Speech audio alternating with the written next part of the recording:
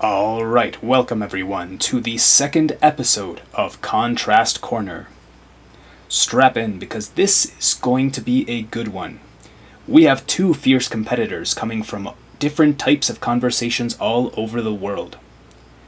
Today in the blue corner, we have common names. And in the red corner, scientific names. This should be a heated battle. Join us as we discover these competitors' strengths and their weaknesses. Place your bets on which one you think will come out on top. Which one of these should we use more of, and which one should we start using less? Alright, so, right off the bat, this argument seems a little bit one-sided. I mean, everyone watching this video, when you see this animal, what do you think of in your head? What kind of name? Is it giraffe? Or is it Giraffa camelopardalis? Now, common names are, as the name suggests, really common and used in almost every instance that they can be used, which for many of us is every instance. I don't know how many people watching this video have ever uttered the phrase Giraffa camelopardalis before. So, what exactly is that name? Where did it come from? A scientific name is made up of two things: the animal's genus and their species. This is basically like you listing your last name to show the world who you're related to, and then your first name to basically let it be known why you're unique. Well, a scientific name is just like that. It takes the most specific categories of your taxonomic or categorization, and it combines them into your scientific name. So here we have an example of the bear. It is an animal, but bear is not a species. There are several types of bears, and these are the 8 species of bears that exist. Now, it's not quite so simple to just call any of them a bear. Sure, it's correct to point at any of them and say that's a bear, but when you're talking about something more specific, for example, how the polar bear, Ursus maritimus, is vulnerable, it's feeling threatened, not quite endangered yet, but you can't just say that is true of bears, because Ursus americanus is chilling. Their population is really strong, and they're not declining. So, in order to be able to specify between these 8 types of bears, 8 species, we would need to fill in a scientific name for all 8 of them. Or, sorry, a common name for all 8 of them. We have the scientific names. We have the scientific name for every described animal in the world, which is really cool. Can we do that with common names? Well, for bears, actually we can. All of these 8 species of bears actually have a common name devoted to them. So we don't need those pesky scientific names that are super duper complicated, unless we move on to groups that are a little bit trickier and a little bit less well known. What animal is less well known than the sea star? These guys, first of all live underwater, and we, being humans, at least I assume you're humans if you're watching this video, we live outside of the water. So right off the bat, these animals are pretty alien to us, and these are the 7 sea stars that exist. Now, the names look really complicated, but that shouldn't be an issue, right? The bears had really complicated scientific names, and we just assigned them all common names. Well, it's not so simple with the sea stars, because there is a lot of variation with all of these stars that makes it really, really hard to actually come up with common names that everyone agrees with and that perfectly describe the animals. You might be thinking, now hold on.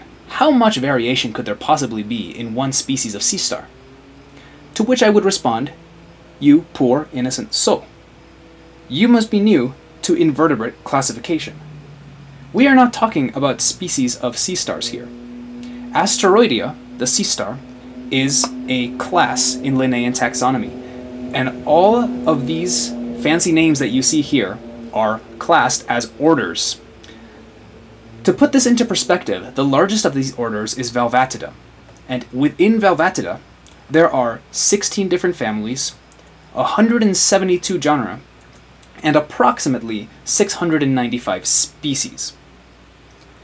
Now, Asteroidea, the class as a whole, we're talking about somewhere between 1,700 and 1,800 different species of sea stars. Not only is that a lot of darn sea stars, but they're super alien. They're not well known to most people because people do not live in the water. So even if we do come up with common names for all of them, who's going to be using common names enough to be able to remember 1,700 of them? It just isn't feasible. And mind you, Asteroidea is not one of the largest groups of animals out there. Let's compare it with Coleoptera. Now, technically speaking, this is a little bit of a false comparison because Asteroidea is a class in taxonomy and Coleoptera is an order. But regardless, Coleoptera, which is the beetles, by the way, all types of beetles, there are approximately 400,000 of them that have been discovered. They are actually the most widespread order of any animals based on what we've discovered as of this moment. There are a lot of beetles, 400,000, because this completely dwarfs how many sea stars there are in the world. It just simply isn't feasible to come up with a common name for every single beetle. And it's not for lack of trying. Now, some beetles look very distinct, so we have common names for them. For example, the beetle here on this page is a Hercules beetle. And the beetle here is a lady beetle. Unless, to you, it's not a lady beetle. If you're watching, depending on what part of the world you're watching this video in, you might be thinking, well, we don't call those lady beetles, we call them ladybirds. And, depending on where in the world you're watching this from, you might say, no, those aren't ladybirds, that's weird, we call them ladybugs. Okay, this is an example of an animal that has multiple common names. Not only that, but some of them are really weird. Now, out of these three names, I will wager that lady beetle is the one that is used less often. But it is the one I prefer to use because it is the most correct. Now, people here in the United States usually call this thing a ladybug. And they will be quick to point out that this thing is not a bird, so it is not very accurate to call it a ladybird, which is all fine and dandy, but this animal isn't a true bug either. So it isn't exactly accurate to call it a ladybug either. This is why I prefer lady beetle. However, it may surprise you to learn that the lady beetle / ladybird / ladybug is not one species of animal, but it is a family of which there are around 6,000 species of just these things. So even in this group of animals that we thought we knew the name of, there are 6,000 different versions of it. That is absolutely crazy. It was crazy to me when I discovered it. I assume it's crazy to some of you. Now, this is what some of the problems with common names are, is that there are just too many things to name, to assign a name to, and sometimes that name is just wrong or leads to really confusing scenarios. For example, this thing is a daddy longlegs. It is from the order Opiliones. It's an order within the arachnid class, but it is not a spider. Excuse me. Now, daddy longlegs have really interesting characteristics and lack thereof. For example, they don't spin silk and they don't have venom, and they don't fly. Unless, of course, they do fly. Because this is a different animal that somewhere in the world people call a daddy longlegs. Oh, and also this is an animal that in different parts of the world people call a daddy longlegs, which is confusing because this animal spins silk, has venom, and is a true spider, which are three things I distinctly said earlier that daddy longlegs do not have as characteristics. So this makes it really, really difficult to talk about an animal when you're calling something the name of which someone else might have assigned mentally to a different animal. I can't tell someone that a daddy longlegs isn't a spider when I don't know for sure that in their dialect or where they're from, in their region, they don't refer to a true spider as a daddy longlegs. This is one of the worst common names in the world, in my opinion. One of my go-to solutions has been to simply refer to these animals as their other common names, because animals can have multiple common names, and they are the harvestmen, for those who are members of the order Opiliones, the cellar spiders, for those who are true spiders and in the family Pholcidae, and the crane flies, for those that are obviously dipterans and not anything related to a spider. However, there are problems with this approach too. This was from a Reddit post where someone linked this really cool bit of information that basically says that there are huntsman spiders out there that are actually social, and they live in really big groups of up to 150 huntsman spiders, and they're dominated by a matriarch who basically is like the egg layer. It's almost like a pseudo eusociality thing going on with these spiders. It's really, really cool, but that's not what I'm here to talk about. What I'm here to talk about is what it says up here in the title. Huntsmen aren't technically spiders. Huh? No, harvestmen. Harvestmen aren't spiders. Huntsmen are definitely spiders. Oh my goodness. Okay, so first of all, I cannot blame this Reddit poster for getting this wrong, because harvestmen and huntsmen are just words that never pop up unless you're specifically reading about the interaction between these two animals. So if you don't call huntsman spiders, if you don't see huntsman spiders in your life very often, how are you going to remember the name? They both start with H, they both end with M. One of them is not a spider, the other one is a spider. It's super confusing out here, and there doesn't seem to be a very clean solution. But if you think that's where our problems end, you are sadly mistaken. Here is an article of a really fascinating story where these four friends go out on a fishing crew and in a big fishing boat in the Sea of Cortez, and they're trying to film for a documentary, and they're trying to get the very first footage of this animal called the jumbo squid, or the Humboldt squid, on video. And they do that, but one of them, Alex Kirstich, is attacked and almost killed by these squid.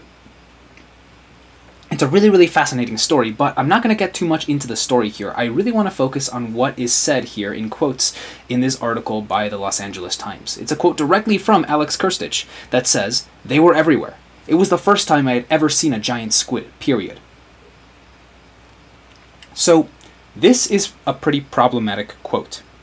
Now, it's not that the jumbo squid or Humboldt squid, known as Dicercus gigas, is not a big squid.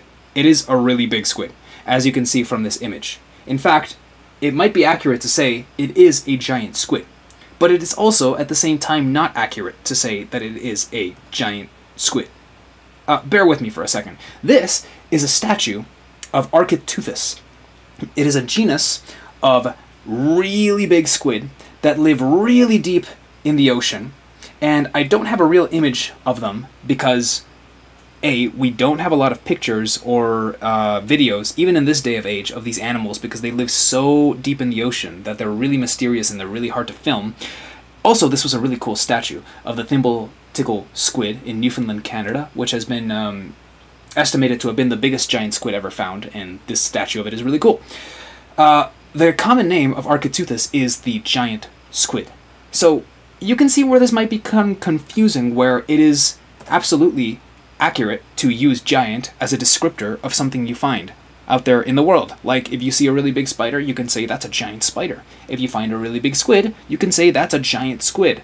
But at the same time, it isn't a giant squid. That is to say, Architeuthis and Dicercus are two different squid.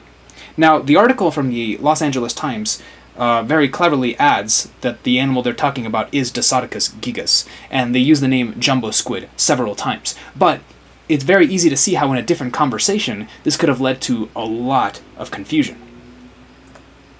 This is a mountain lion. Being from Colorado like I am, I know a lot about these animals, or at least how to interact with them. I've never seen one in the wild, they're pretty reclusive, but you can encounter them. Oh, but they're also not always called mountain lions. Some people call them cougars. And also some people call them catamounts. And also some people call them panthers. And they're also called pumas. They're called a lot of things. In fact, this animal is the Guinness Book of World Records title holder for the animal with the most common names. In English alone, it apparently has over 40 common names. That is crazy. Now, have you heard of all 5 of these names that I listed? Because we definitely haven't heard of all 40 of them. I'd be very impressed if someone can list me all 40 common names of this animal. But that just goes to show how much variation we can be dealing with when it comes to one single species, and how information can so easily be lost in the sea of different people calling one animal different things. But forget about one animal having multiple common names. What about one common name having multiple animals? This is a banana spider. And I want to bring it to your attention because it is one of the very, very few spiders in the world that have medically significant venom. That means if the spider bites you, it may very well be an occurrence of significant enough to require hospitalization, we'll say. These banana spiders were once the Guinness Book of World Records title holder for the most venomous spider in the world, in fact. Now this is also a banana spider. It's another common name, but this is in the genus Trichonephila, not Phonutria, like this one was. Now this is an orb weaver spider, so it's pretty easy to distinguish them. One of them is going to be wandering around, usually at night, and the other one is going to be stuck in a giant web, waiting for something to fly into the web so it can catch it. Both called banana spiders. This one, pretty bad. This one, pretty good. Everyone got it? Cool.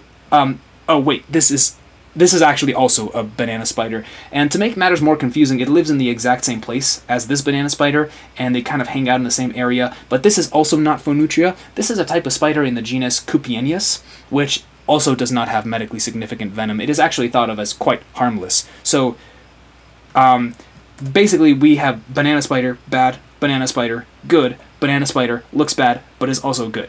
Everyone following? Cool. Neither am I. So, basically, what are the problems with common names?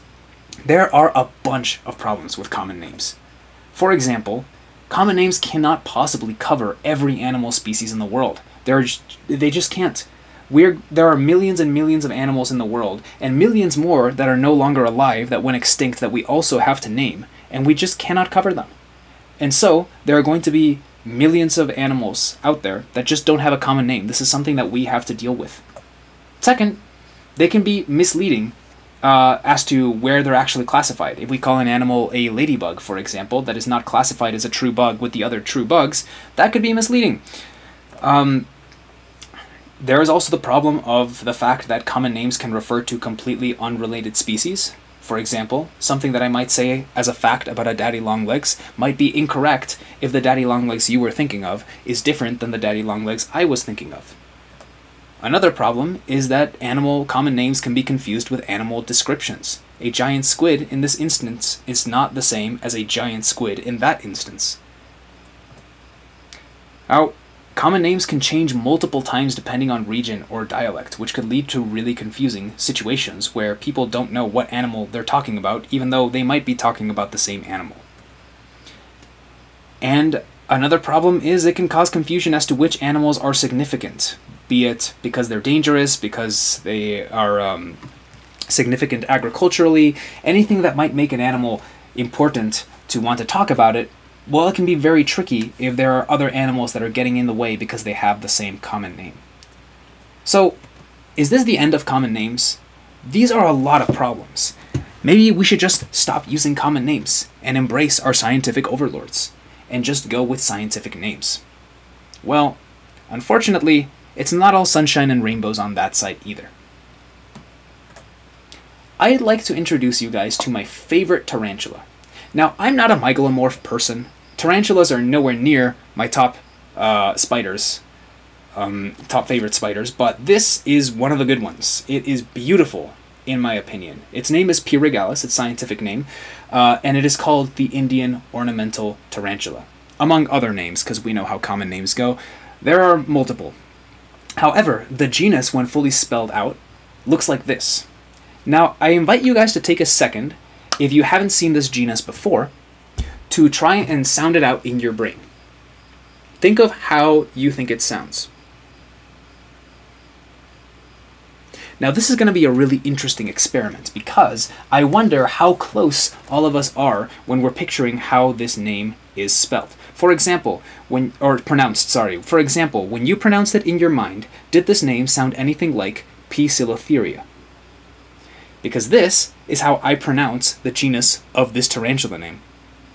Is that the correct way to pronounce this? Here's the thing. I don't know. What do you mean you don't know? Well, there's been a lot of discussion about actually how to pronounce this. It should be pretty straightforward, right?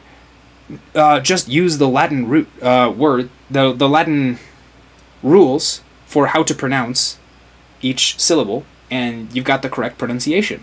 And yet we end up with a lot of discussion. on Reddit threads and forum boards all over. For example, this fella says modern English speakers in the US would pronounce it Poecilotheria. Cool. This person in the same thread says, well, if it's pronounced like classical Latin, it would be Poikilotheria. This person says they pronounce it Paecilotheria. Over here, this one says Poikilotheria. Down here, this one says apparently it's Poecilotheria. This is the closest one to how I say it. And then we've got this fella saying Poecilotheria. Now, they're not too far from each other, but they're still far enough to where if it's a jumble of sounds in your brain and someone says it to you in a conversation where it isn't written and you can't see it spelled out, you might completely miss what animal they're talking about because this is such an alien name. And if they pronounce it any different than you do, we're at high risk of not being able to detect what animal is actually being spoken about. We don't have to dive too deep to find these types of mispronunciations. Poecilotheria is a genus of spiders, but this person on the forum boards of iNaturalist somewhere spoke of a time when they, as a fungi expert, met with other fungi experts. 4 of them got together and found out that all 4 of them had a completely different pronunciation of the word fungi, that being fungi, fungi, fungi, and fungi. Not a single one of the 4 experts on fungi pronounced it the same as anyone else. We're talking about a kingdom of organisms. This is as diverse of a blanket term as you can get, and we still cannot get together and agree on one pronunciation. Now, this person also admits it didn't really matter how it was said because everyone understood it, which is fine and dandy. Everyone's going to understand it because everyone knows what a fungus is. But when you get more and more specific, this could be a real problem. So what is the solution? Well, unfortunately, sometimes there isn't one. Check out this animal right here. This is Chamberlain's dwarf salamander. That's its common name. Its scientific name is Eurycia chamberlaini. Now, there's a problem here.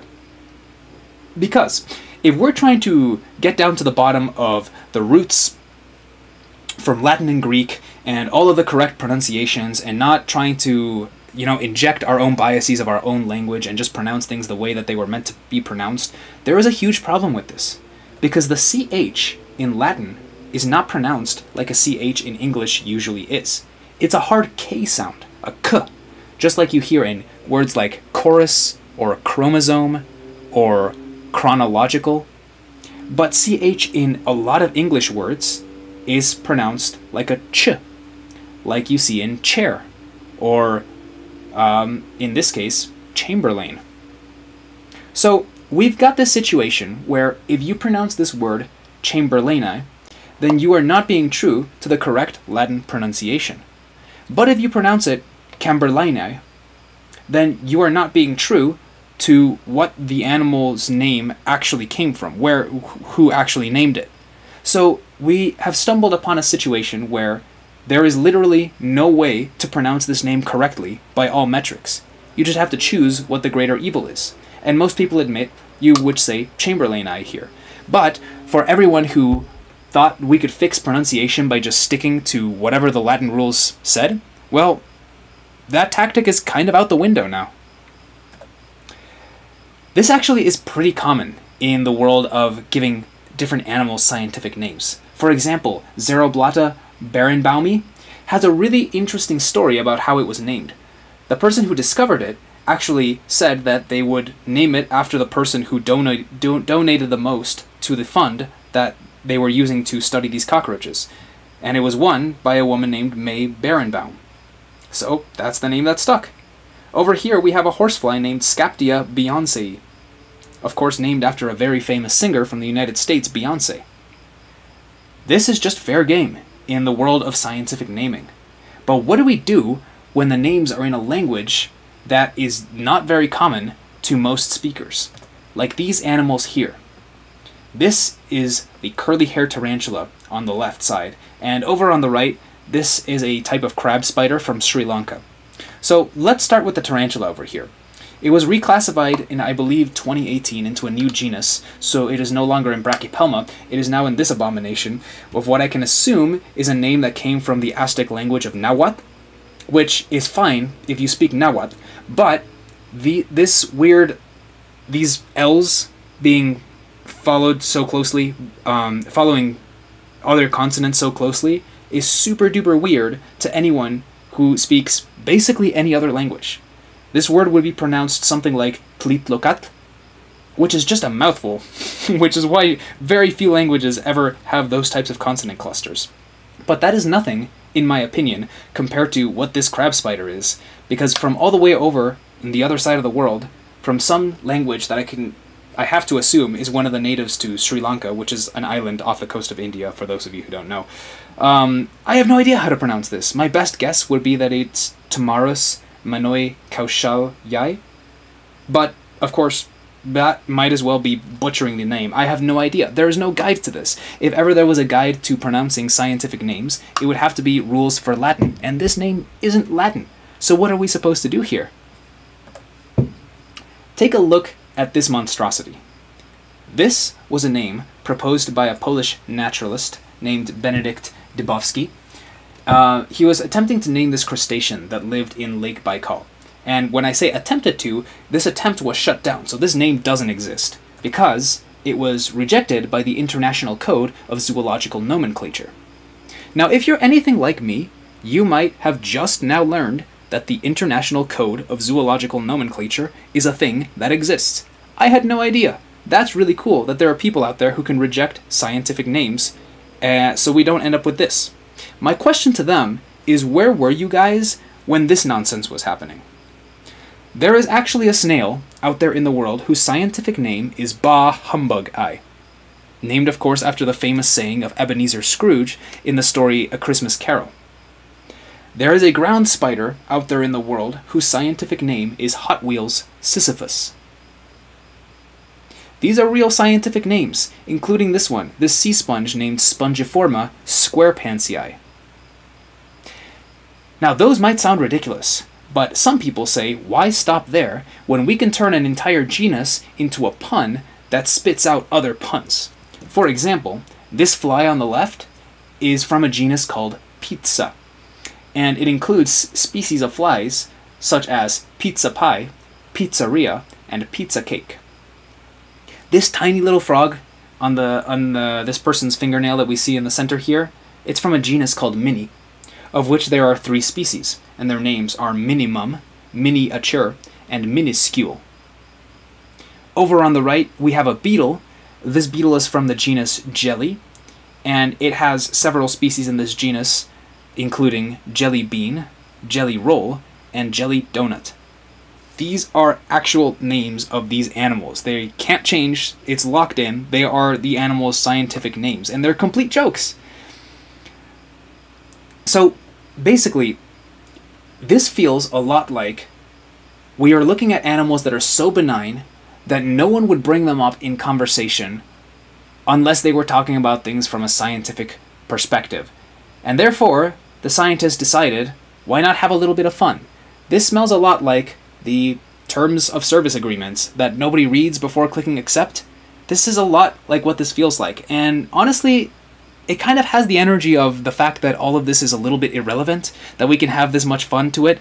I mean, there are millions and millions of animals out there that at some point you have to stop and think, how much is this animal really going to matter? How many people are actually going to try and look up the scientific name of this animal? So, what are the problems with scientific names? Let's recap, shall we? First, some of them are nearly impossible to pronounce, and that is because they come from languages, not just Latin and Greek, which have their own problems already, but from languages all over the place, and some of those are just so foreign to most speakers in the world. There are going to be endless disagreements about correct pronunciation. If we can't get the pronunciation of fungi right, consistent, then what hopes do we have of consistently pronouncing anything else out there in the natural world? There are some names that will become potentially unintelligible if pronounced differently. Some names that are so complicated and can have such a big range of different pronunciations that someone could mention it in passing, and someone who knows of the animal and knows of the name, it would just pass over their head because that's not how they're used to pronouncing it.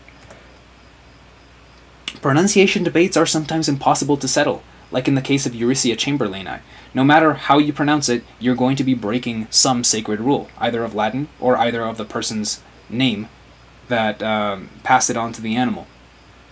Some names, of course, are so ridiculous that they imply that they're not really that important to begin with. And so, all of this is to say, scientific names have a lot of problems. So, what do we do here? Common names are full of problems. Scientific names are full of problems. What can we do? Are we just doomed? Well, part of the reasons that scientific names exist in the first place is to try and help fill the holes that are left by all of the problems of common names. And the same can work in reverse. So I'd like to end this segment with a little bit of optimism and say what I suggest is the best way to go about things when you're writing or speaking about an animal. So, I'd like to present 3 steps to get the best of both worlds. The best of common names and of scientific names, so that they cover for each other's weaknesses rather than working against each other.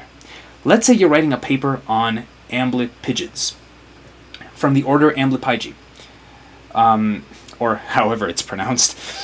These are, of course, whip spiders, or tailless whip scorpions. And step 1, I'm going to suggest to use the common name, but also acknowledge regional name variations. For example, we can write, today I am talking about whip spiders. They're also referred to as amblypygids, or tailless whip scorpions. Step 2, we should practice always mentioning the scientific name and taxonomic categorization at least once wherever we're speaking or writing. This way, if someone ever gets confused, they can at least go back and look at exactly what animal you're talking about, based on the scientific nomenclature. For example, we can write, whip spiders are arachnids that make up the order Amblypygi. This way, someone can look up the order Amblypygi or the class Arachnida and see exactly what you're talking about. And this doesn't have to be sprinkled all over our writings or speeches, right? As long as we mention it once, we're covered. Now, step 3. We should acknowledge possible examples of confusion with other animals. For example, we can write, they are not to be confused with vinegaroons from the order Europygi, which are also called whip scorpions. With these 3 steps, these are the simplest and easiest methods of filling in all of these holes and trying to cover for all of the problems with common and scientific names. And so, this is where our segment is going to end. The concept of naming, especially when it comes to living organisms, is really, really complicated, and the reason is because there are just so many living organisms in the world. But honestly, that's a good thing. And if we have to struggle with coming up with different names just to have the amount of biodiversity that exists on this planet, I'm honestly okay with it. And I hope that you guys learned a little bit from this video, or at least had a little bit of fun, because it really is a really fascinating concept, at least to me, and I hope that that came off and some of you guys end up agreeing. Anyway, that is going to close our battle of Contrast Corner, 2nd episode, Common Names versus Scientific Names. Again, thank you all for watching. This has been Arachnorion, and I will see you all next time.